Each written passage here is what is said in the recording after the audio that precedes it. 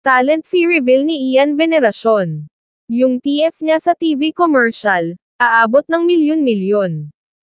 Kumakalat ngayon sa social media ang post ng isang netizens, tungkol sa asking price ni Ian Veneracion sa Tarlac Festival, kung saan, sasakay siya sa float at sasama sa parade. 500,000 pesos daw ang TF ni Ian Veneracion dito for 2 hours. Kapag lumagpas, may additional 100,000 pesos daw per hour.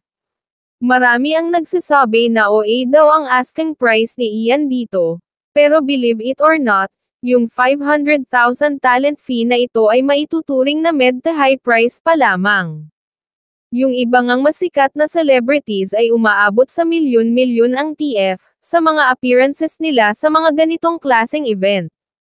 Base sa aking research, ito daw ang range ng TF ni Ian Veneracion sa iba pa niyang mga projects.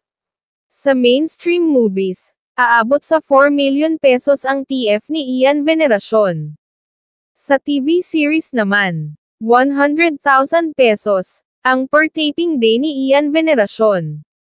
Nasa 3 to 4 shooting days ito kada linggo, so almost, 500,000 a month ang kita niya dito kada linggo.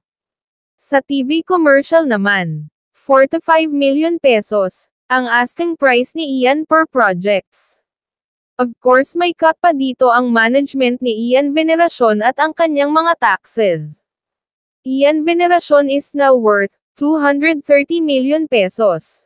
Kung gusto mo pang malaman ang TF ng ibang celebrities, follow na.